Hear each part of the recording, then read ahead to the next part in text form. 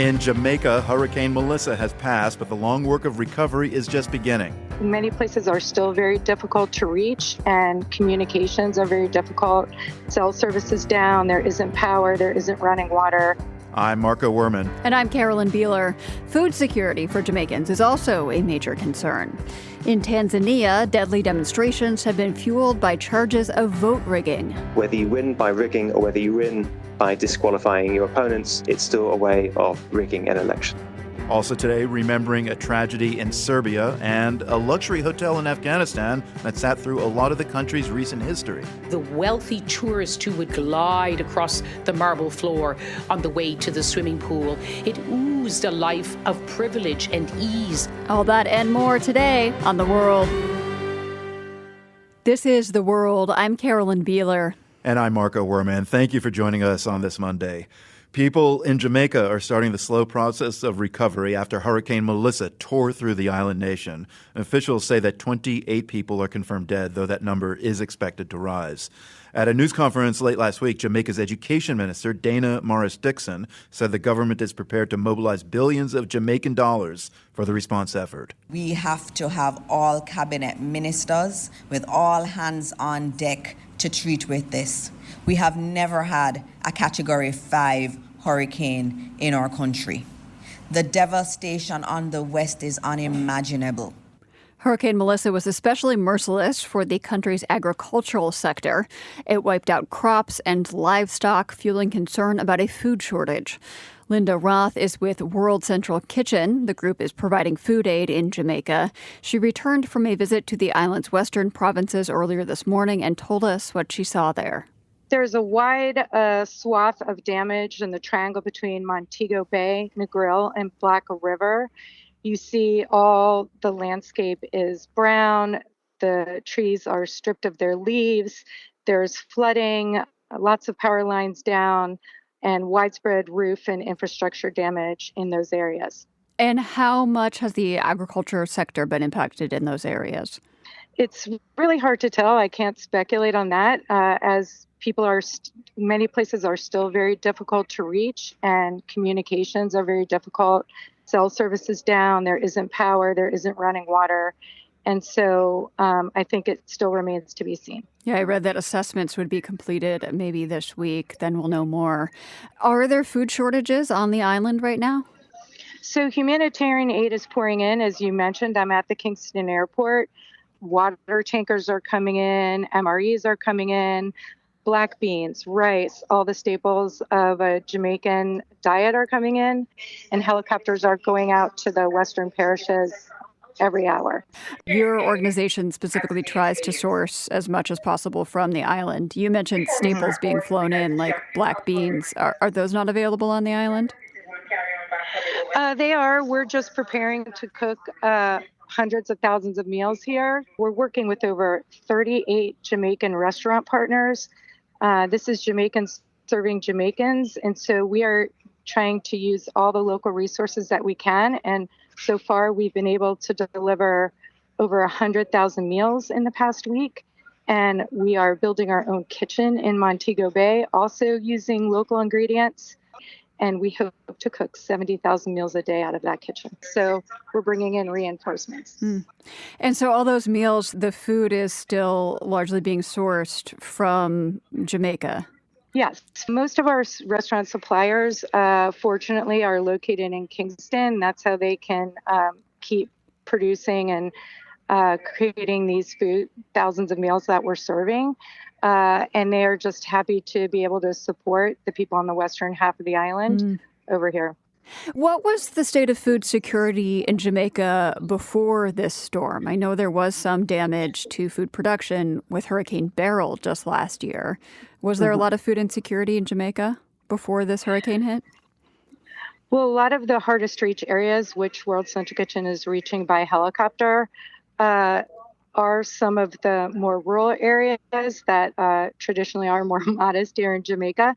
So I think right now everybody is looking for a comforting meal, and we are giving them out to whoever needs one. Are you hearing stories from people who are coming for food about what conditions are like for them right now? So most people in that area I described between Negril, Black River, and Montego Bay, there's no running water. So World Central Kitchen is also giving out water, fresh fruit. We're trying to focus on handheld foods so that they're easy to distribute and easy for people to come and eat. But so many areas are cut off. We visited one area yesterday by helicopter that was cut off by a landslide, Spring Mount in the St. James Parish. And we also reached Savannah Lamar by air, and they're going to need daily food drops to continue for sure. Those communities that you reached via helicopter, was that the first aid that was able to get into those areas?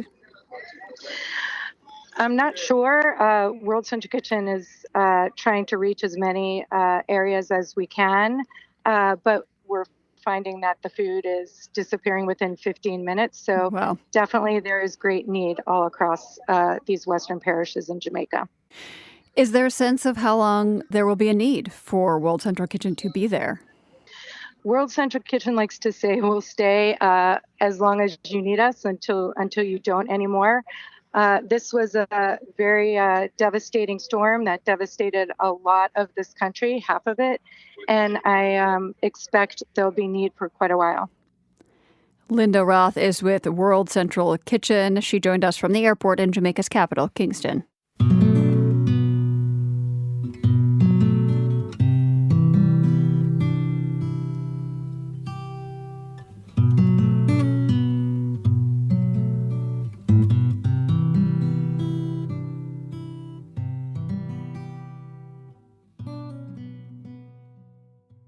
In Tanzania, President Samia Hassan was sworn in for a second term today.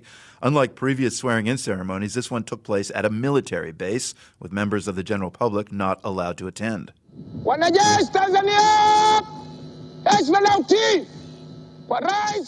event was live-streamed by KTN News Kenya. Beyond the ceremony, Tanzania's government has imposed an internet blackout. Still, some videos of opposition protests have surfaced in recent days. Critics of Hassan's government point to reports saying that several hundred people have been killed during demonstrations. Daniel Padgett tracks Tanzania's elections and politics. He's an assistant professor at the University of Sussex in the UK. To start with, Daniel, the government in Tanzania says Samia Hassan won the recent election with 98% of the vote. How credible is that claim? I think it's unlikely that she won with 98% of the votes.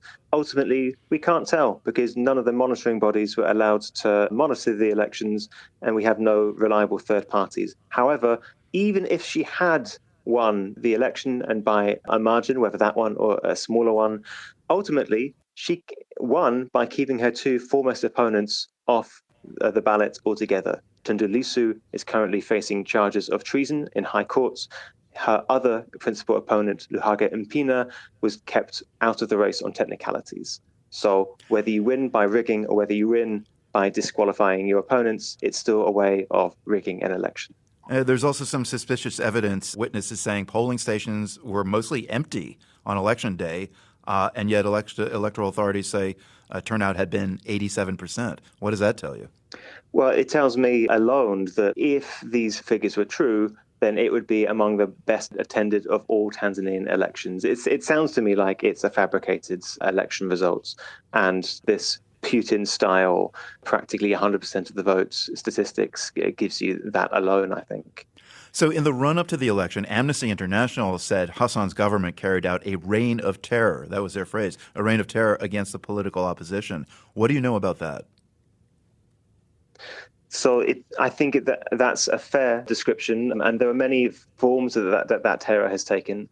So I've already mentioned Tundu Lissu's treason trial, but the leading opposition party, Chadema, says that in the last few weeks alone, it has accounted for 50 or so of its members and activists that have been abducted, disappeared, arrested or killed. There's a long history of this sort of extrajudicial violence, kidnapping, killings of political opponents in Tanzania. But the scale's different. I've never seen it taking place on this scale before. We are in uncharted territory in Tanzania. So how significant are the current protests? I mean, we've seen some estimates ranging from 10 dead to up to 800. Yes, and Marco, it seems very likely now that soon there will be higher estimates. There are reports of mass graves, there are reports of bodies being taken off the streets, and reports of the dead being disappeared from hospitals. It's hard to verify these things, and that's deliberate. Verification is being obstructed by a regime which has resorted to mass violence to stay in power and is now trying to clean up the evidence. You asked about how significant the protests are. There have never been protests like this in Tanzania. There have never been protests that are so widespread across the nation or as violent. I think to find an equivalent, one might have to go back to the struggle against British colonial rule at the turn of the 1960s. But even then, the protests were not as violent and they were not cracked down upon the same levels of violence. I imagine to find a true parallel of a rebellion with this much violence involved, one might have to go back to the Maji Maji rebellion against German colonialism at the beginning of the 20th century. That's pretty extraordinary. Can we just take a moment and talk about President Samia Hassan and what she's done and is doing? Like, what issues in Tanzania did she promise to address in her last term, and what kind of job did she do? Well, she took over from her predecessor, President Magufuli, who died in office in the spring of 2021 in March. So she promised that she would simultaneously honor Magufuli's legacy, and there are ways in which she might claim to have done that in keeping up an anti-corruption campaign and focusing on big infrastructure projects.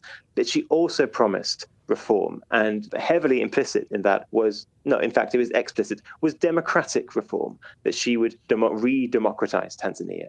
And she offered a number of token steps in that direction early on. She unbanned some media outlets. She released some political prisoners. And more widely, there was what you might think of as a good governance turn, more committees, more adherence to COVID and public health good policy. However, more widely, the substance of that promised reform program never came out.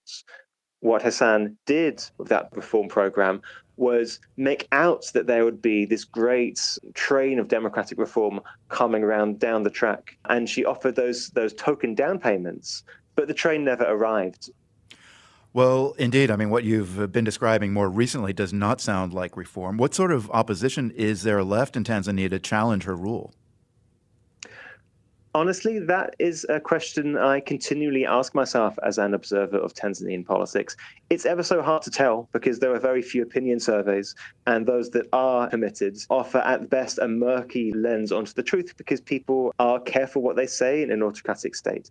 There is certainly a very well organized and a dynamic opposition. The leading opposition party is known as Chadema. Tundu Lissu is its leader, and they've been approaching this election demanding constitutional reform. In fact, the movement at large that is alive in these protests has made its chief demands for what one might think of as a series of human rights and democracy-related issues. They want an independent electoral committee. They want strong protections for freedom of speech. They want the right to gather in protests again. They want a less imperial presidency. I was genuinely surprised about the scale of the protests that broke out. In my experience, the opposition and the anti-autocratic movement in Tanzania keeps on surprising. And it keeps on coming back, even when it seems like things are hopeless. Daniel, why should people pay attention to Tanzania going forward? Tanzania is at an inflection point. The sort of autocratic regime in effect in Tanzania is changing. It's becoming more like some of the other autocratic regimes in the region that are facing a mass Gen Z protest. That aside, Tanzania is the fifth largest country in Africa. It's got over 60 million people in. It's bigger than the United Kingdom, than Italy. It's a large country, and the things that are going on there are tragic and human, and they matter. Daniel Padgett follows politics in Tanzania closely. He's with the University of Sussex in the UK.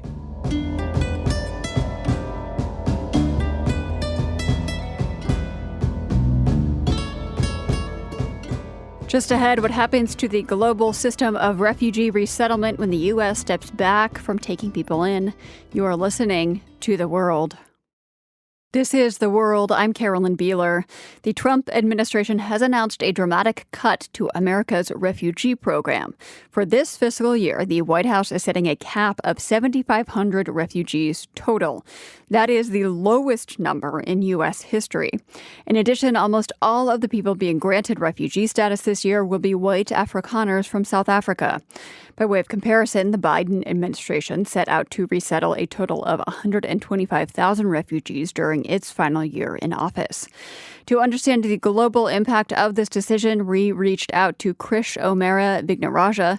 She's the head of Global Refuge, one of the 10 agencies here in the U.S. that helps with refugee resettlement.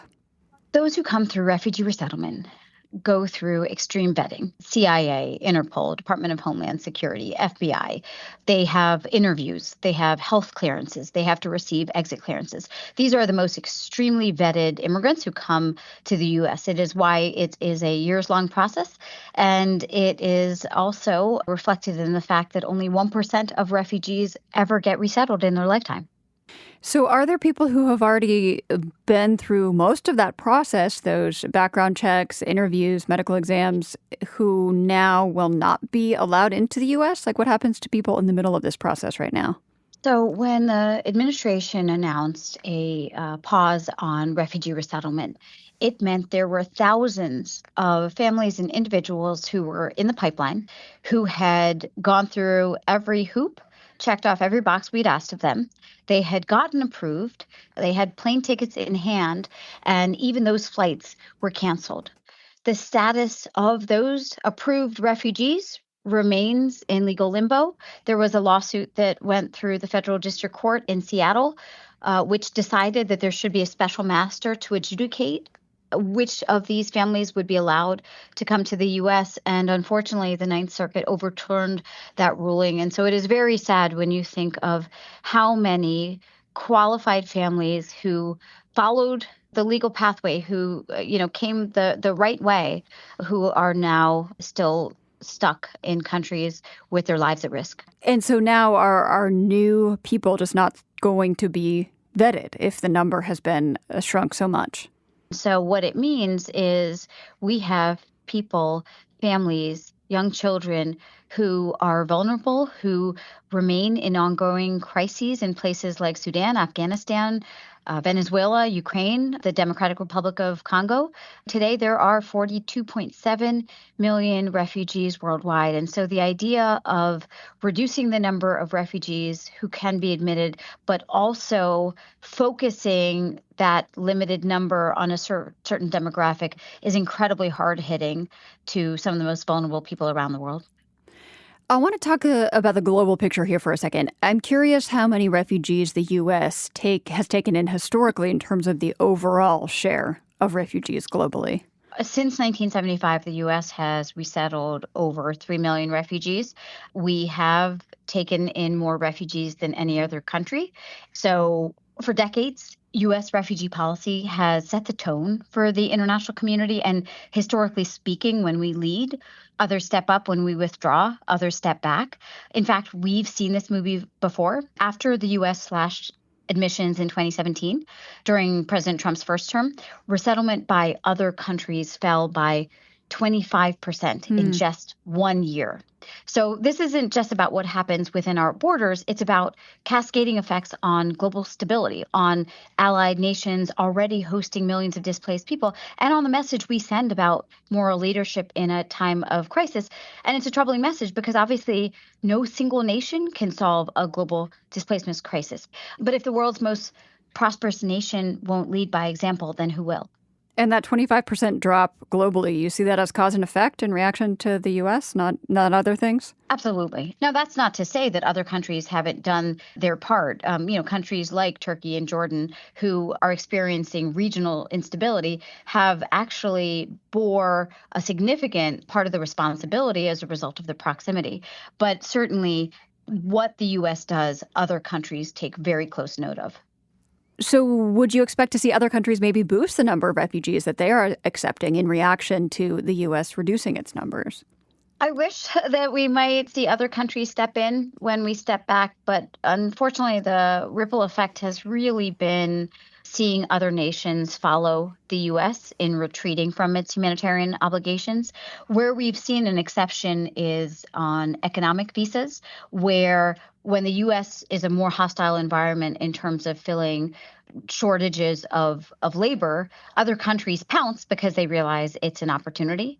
I want to talk about the push factors that are leading people to seek refugee status. How are the forces that are driving refugees out of their homes, how are they changing?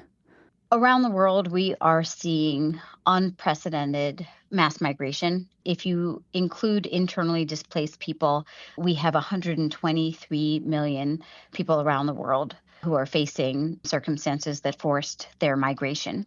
These are people who are fleeing civil war, religious persecution, the crises that have been going on in Ukraine and Venezuela. But on top of that, we are seeing migration as a result of the climate crisis. By 2050, we will actually expect 216 million people to be displaced. And by some account, that's actually a conservative estimate. If you ask Al Gore, he would put that number at 1 billion. Of course, those people are not covered by the refugee program. Exactly. As you said, we've seen this movie before. The refugee numbers were cut during the last Trump administration. They were boosted back up again under Biden. Do you expect to see any long-term impact from this year's reduction in refugee resettlement numbers in the U.S.? To the extent that you cut the numbers to such bare bones, there's got to be an expectation that you are dismantling the infrastructure. And this is an infrastructure that has been built up over 4 decades. When you see a new refugee cap of only 7,500, it doesn't align with our history or our hope for the future, but it really does mean that it will break the system down. Krish O'Mara Vignaraja is the head of Global Refuge based in Baltimore.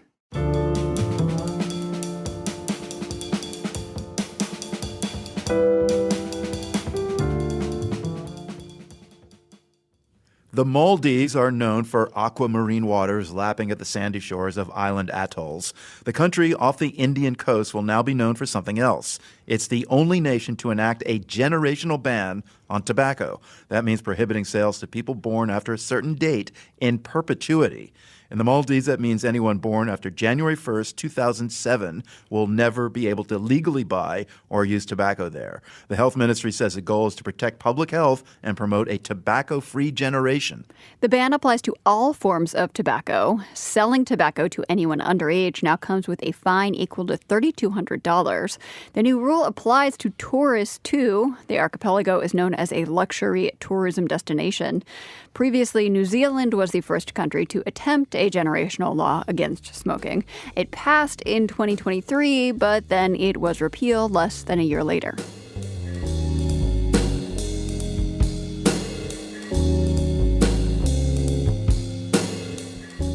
The latest on the strong earthquake in Afghanistan is just ahead, and later, an important symbol of recent Afghan history, Kabul's storied luxury hotel. You're listening to The World. This is The World. I'm Marco Werman. Afghanistan was hit by a powerful earthquake overnight. The 6.0 magnitude quake killed at least 20 people and injured hundreds more. Homes, roads, and other infrastructure was destroyed or damaged. The World's Shirin Jafari has been following the immediate aftermath. It hit in the northern parts of the country, a city called Mazar-e-Sharif in Balkh province. We're still getting details about the destruction and deaths and injuries, but earlier today I spoke with Dr. Hassan Faisal. He's the head of the International Federation of Red Cross and Red Crescent Societies in Kabul. He told me that rescue teams are already on the ground and providing survivors with temporary shelter and other basic necessities. He also explained, Marco, why this earthquake had so much impact on the houses in that area. The buildings are built using very basic techniques. Of course, that affects more the impact and increases more the impact of the earthquake on those households. So what he's talking about there is that a lot of the structures in Afghanistan are not built with strong material. Think things like mud and wood. And so every time an earthquake hits, there's a lot of damage in these areas. Understood. Now, I've heard that one of the iconic cultural structures in this part of Afghanistan was also damaged. Yes, that would be the Blue Mosque in Mazar-e-Sharif, and it's one of Afghanistan's top religious sites. It's believed to be the burial place of Imam Ali, the son-in-law of Prophet Muhammad. And Marco, when you see it up close, it's a stunning mosque with blue and turquoise tiles that have Arabic calligraphy hand-painted on them. And people go there to pay their respects and pray. And today, a Taliban spokesperson posted a video of that mosque, and it showed some rubble in the courtyard, and it showed some damage to the walls of the mosque. To your eyes, did it look as if it might be able to be repaired? It wasn't totally destroyed, so yes, it can be repaired, but Afghanistan is going through a lot right now, and we will have to see whether this is going to be a priority for the government or not. Now, Shirin, there was another quake just 2 months ago. That one also about the same intensity, 6.3 magnitude, that one. Is there an explanation for what's going on? Yes, and in fact, there was another earthquake last year. So yeah, Afghanistan does get a lot of earthquakes simply because it sits on active fault lines. What makes these earthquakes even more deadly, Marco, is that even though the government knows that earthquakes happen in the country, it doesn't do much to prepare for them. It doesn't strengthen buildings, and it doesn't prepare the communities, raise awareness about what to do. And often these earthquakes happen at night, like this most recent one, and people are asleep and they don't have time to move to safety. That's why they can be so deadly. Afghanistan is also a big country and with a lot of mountains and remote areas. So when natural disasters happen, it can take a long time for rescue workers to reach these locations.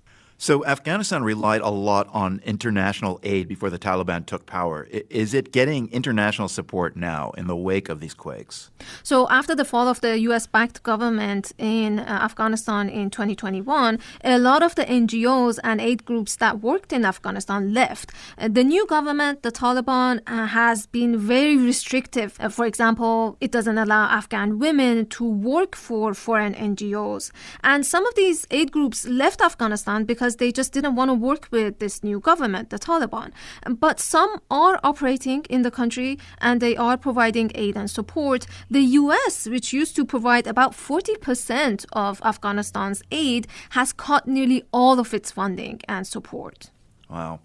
So as you pointed out, Shirin, these natural disasters leave a long-term impact on communities. Besides the immediate toll and loss of life, what are you hearing about how Afghans are actually processing these earthquakes one after another? You know, Marco, it's devastating for these communities. Besides the immediate shock, these families have to deal with what comes next, the burial of their loved ones, and then survival. That part of Afghanistan in the north gets really cold during the winter, and there's a lot of snow. So the immediate question is, how are they going to survive the winter? Then, additionally, the Afghan economy has been decimated by years of war.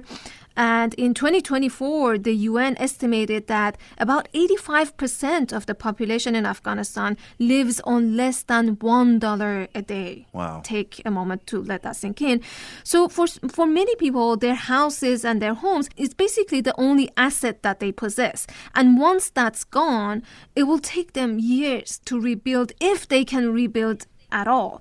And this is what Hossam Faisal, the head of the International Federation of Red Cross and Red Crescent Societies in Kabul, told me about how these communities are trying to get by. The coping mechanism and resources are already overstretched. The community solidarity is one of the key elements in those contexts where they support each other.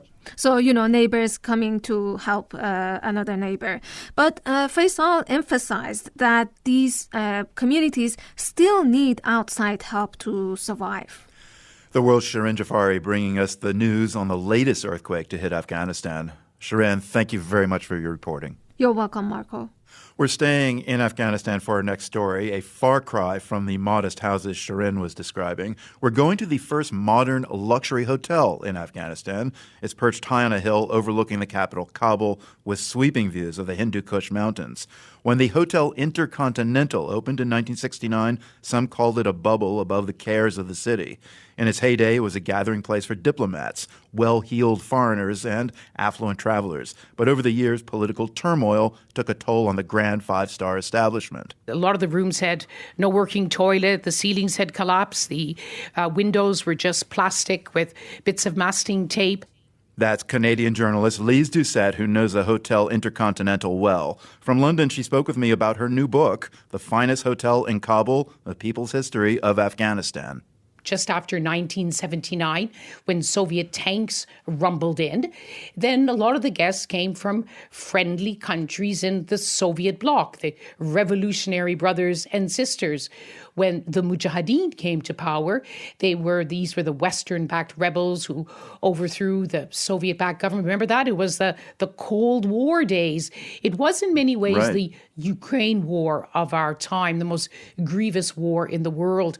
But when the Mujahideen took over the hotel, then the hotel guests were other fighters, friends of the Mujahideen, including people from Pakistan, people from Iran, people from the Arab world. And then came the Taliban. Their guests, well, Pakistanis and Arab guests, and the most famous one of all, Osama bin Laden. So who would be hanging out in its lobby? After the fall of the Taliban in 2001, everything went through the lobby because the world came to Afghanistan's door. And the Intercon was far from being a luxury hotel then, but it was still the finest in town. You had wannabe Democrats, you had female parliamentarians, you had people of goodwill from the world over. They all went back and forth into that lobby. And they were all, I can remember so vividly, all around that big buffet table. And boy, were the plots hatched and lots of gossip and conspiring went through that hotel. I want to come back to this because this is kind of the era that you knew of. I mean, you first checked into this hotel in 1988, but going back to the early 70s when the hotel first opened, we see photos today of that era, men in sports coats and ties, women carrying school books and short skirts, driving cars. But that heyday of the Intercon was not really part of the world of the main characters in your book, was it? What really struck me was what pride they took, most of all by those who had been trained by the proper Intercontinental. And the oldest character in the book, 70-some-year-old Hazrat, he still carries himself with the bearing of an Intercontinental waiter. And then he became a housekeeper, and he remembers those days. And what a privilege it was. He saw it wasn't his world. The first story he told me, he even mimicked the gesture of the wealthy tourist who would fling a white, soft, plush towel across their shoulders and glide across the marble floor on the way to the swimming pool. It oozed a life of privilege and ease that was not his life, or indeed a lot of the people who worked in the hotel, except, of course, for the royals. It really was a different world, but they found their place in that world. In fact, to a person, especially those who'd worked there for decades, and many had, they said they saw it as their second home. You tell the story of Mohammed Akka, who worked his way up from busboy to head waiter over several decades and negotiated multiple changes of regimes in Afghanistan, from the Soviets through the Taliban 1.0 and then 2.0. So what sort of skills did he draw on to do that? Every time the rulers changed, the rules changed at the Intercontinental. When the Mujahideen came to power, they had to keep their black waiter's jacket and trousers and black tie locked away, and they came to work in the traditional Afghan clothing. They grew a beard, they wore a turban. They had to stop serving alcohol. There was no music as a backdrop. And when I would talk to them about politics, and of course I had to be very careful not to put their lives at risk. They had their own views, but when it came to the hotel, they had a job there and they did their job. Yeah, so under the Taliban, it was still a status job, but you just couldn't be proud of it publicly, it sounds like. When the Taliban came to power, they smashed the music systems. They took the alcohol that was in the basement, and then tanks rumbled over it to make a very public display of destroying it. There were difficult days, and I described the monotony of those days when there weren't many hotel guests. There wasn't that buzz of guests coming in and coming out and celebrations by the pool. They just had to listen to the clock tick down until the end of their shift. Just to hold on to a job was a big achievement. And in fact, in the worst years of the civil war of the 1990s, the Mujahideen leaders couldn't pay them. And the staff couldn't even get to work because it was so dangerous, because it was a turf war between the competing armed groups. And so a lot of them had to just stay at home and make do, literally make do. Hazrat, who went from being an intercontinental train waiter to putting together matchboxes at home with his children. The hotel never closed its doors, you write, even during the collapse of the Afghan government in August of 2021. What was that moment like at the Intercon? It was a moment of excitement for the Taliban, who surged up the hill. This was a big tourist attraction for them because the would-be suicide bombers had heard about this hotel, which had been bombed spectacularly by the Taliban in 2011 and 2018. And they saw it as having been a den of their enemies, of the infidels. And they came in confrontation with the 20-somethings who were working at the hotel, who had lived through those suicide bombings, who lost their loved ones. And so, Marco, was this amazing moment where you had the young men in their 20s who'd lived under American bombs and American raids on their villages, confronting the young men and women in the hotel who had grown up in a system of international engagement, of aspiring for a Western education, even to travel to the West. And so this was really, let us say, a moment of reckoning. How many times, Lise, do you think you stayed at the Intercon in Kabul? Like in total, are we talking months or years? I started in 1988 and stayed nearly a year. I went back time and again. I was there in 1992 when the Soviet-backed government was toppled. I went back again during the Civil War. I didn't get there during the Taliban days, but it was a place to stay after the Taliban were toppled and the 2 decades of international engagement began. Were there times when you were glad you were not there? There was one moment when I was living at the hotel for months on end in 1989. It was the summer after the Soviet troops had pulled out, and more than 100 rockets were falling on the city a day, fired by the Western-backed Mujahideen. And of course, the hotel was high on a hill, but it never hit the hotel except that week when myself and another journalist who was staying there, John Burns of the New York Times, we decided to make a trip to the other side, to Pakistan, to see the war from the side of the Mujahideen, and a rocket slammed in to the first floor of the hotel. What is the Intercon like today? I mean, is it still a kind of archive of national memory, or does it pretty much undergo regular renovation with each regime and the past is erased? Your listeners can go on to booking.com or however you book your travel. The Intercontinental Kabul is open for business. You'll see photographs of the gorgeous buffet offerings in the main restaurant. You'll see the luscious cakes in the cafe and the rooms. They don't mention there's no music. Don't bring your bikini. There's no cocktails. And it is run by the Taliban. But it is a hotel, and Afghanistan is more peaceful because the Taliban have stopped their suicide attacks. You've seen so much of the world, Lise, conflict zones, disaster zones, and you've stayed in a wide range of accommodations, some of which play very important roles in their cities. What is it, do you think, about certain hotels that allow them to be actual players in writing their country's history? In focusing on this hotel, Marco, I was trying to tell what I hope is an everyday kind of story, which allowed me to tell the story of lives lived in the hardships of war, but a life where people still find hope and humor. They still live for joy. The kind of lives that all of us lead. We get up in the morning, have a cup of tea or coffee, and find an everyday courage to face the day. Lise Doucette's new book is The Finest Hotel in Kabul, A People's History of Afghanistan. Longtime listeners will also know her as the BBC's chief international correspondent.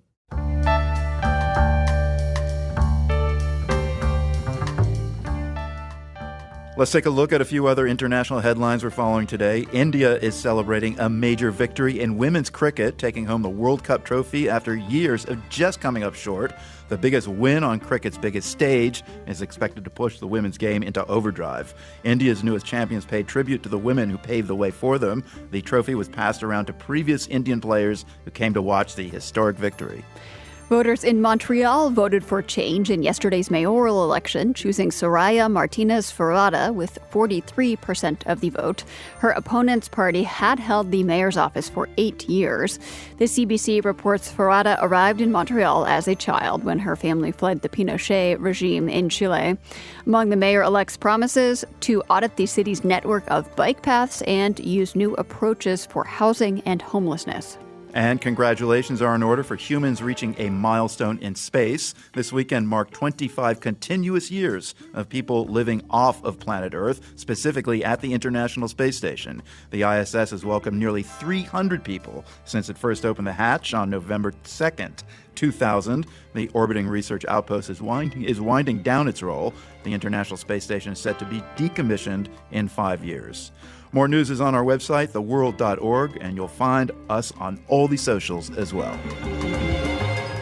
We head to Serbia just ahead, where people are not giving up on holding their government accountable for a deadly disaster 1 year ago. You're listening to The World.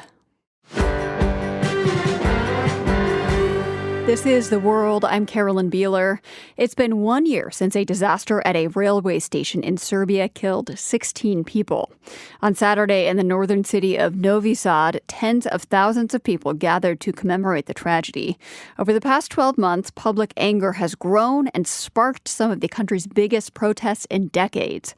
Many Serbians say government corruption led to the disaster last year, and they are calling for early elections. The World's Europe correspondent Orla Berry has more. 2 weeks ago, students set out from Novi Pazar, a town in southern Serbia, and started a long walk towards Novi Sad in the north. It's a 211-mile trek. They called it the 16 Days for 16 People March. What motivated us is our need for justice and our frustration with the arrogance of government officials, Ines Hojcic, one of the marchers, says. On Saturday, the students reached Novi Sad, where tens of thousands more had gathered. A year ago, on November 1st, the canopy of the newly renovated train station in the city collapsed. Those who died were aged between 6 and 77.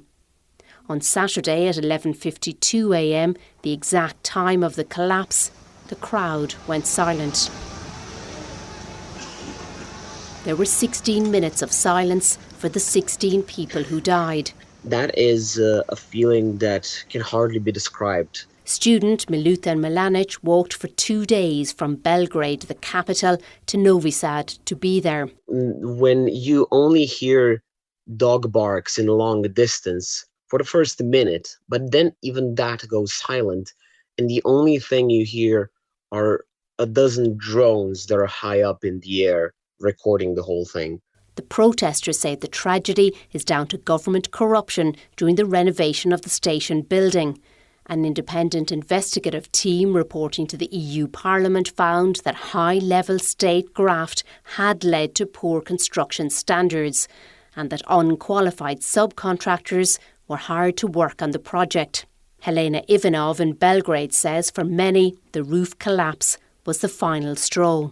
The last 13 years of rule of the Serbian Progressive Party have been, marked by corruption, by democratic backsliding, by an increasingly tighter and tighter grip that President Vučić holds.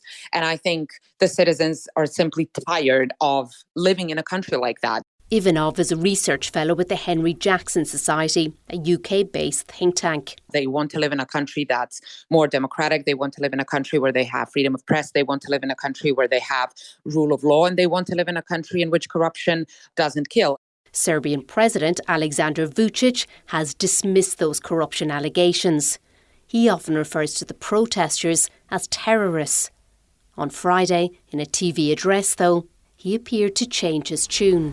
Mnogi u našem društvu pravili su ozbiljne I velike greške. Many in our society have made serious and big mistakes, including me, he said.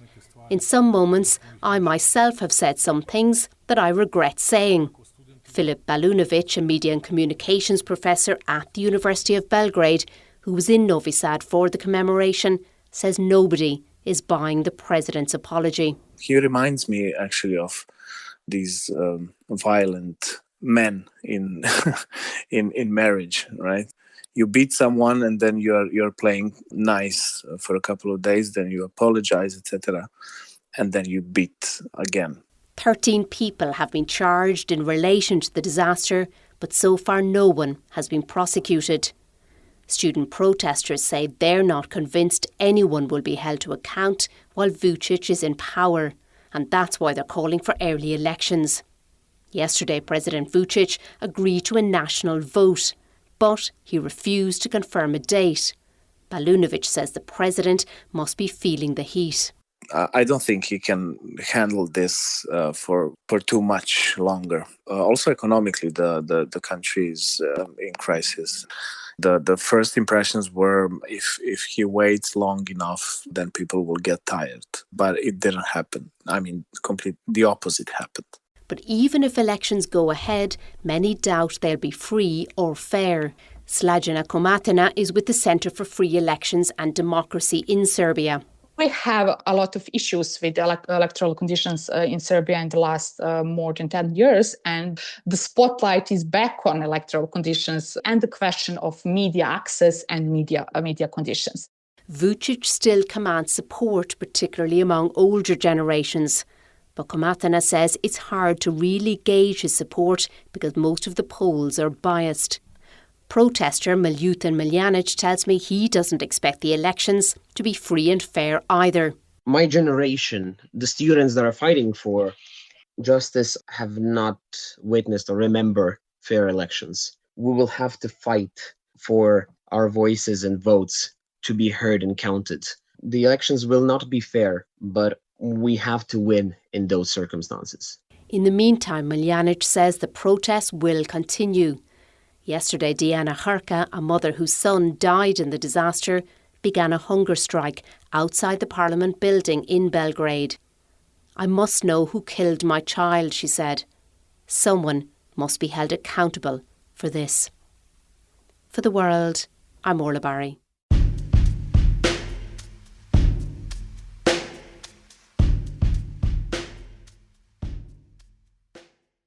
It's barely been 2 days since the Los Angeles Dodgers eked out a Game 7 victory over the Toronto Blue Jays. But this World Series is already part of baseball lore. It's being talked about as one of the greatest endings in one of the greatest World Series ever.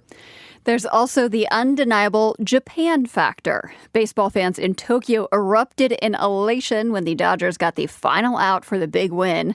Japan's attention, and everyone's, frankly, was already on LA's one and only Shohei Ohtani, arguably one of the best players in baseball history.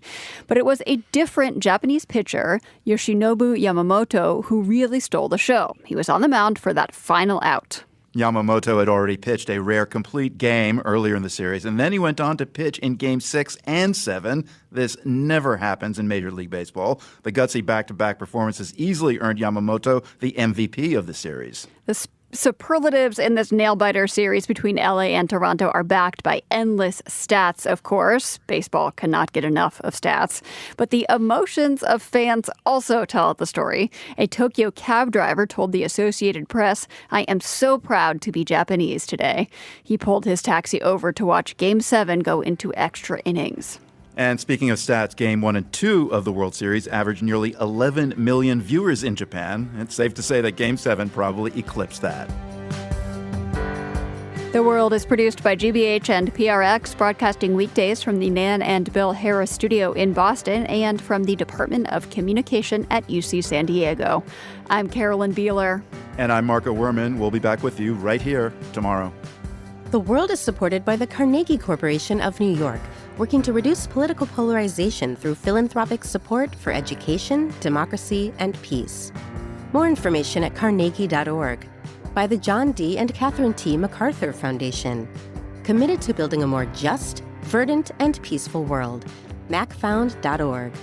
and by FJC, a foundation of philanthropic funds serving the nonprofit sector with donor-advised funds, fiscal sponsorship, bridge lending, and more. FJC.org. The World's theme music is composed by Ned Porter. The World is a co-production of GBH Boston and PRX. More information at theworld.org.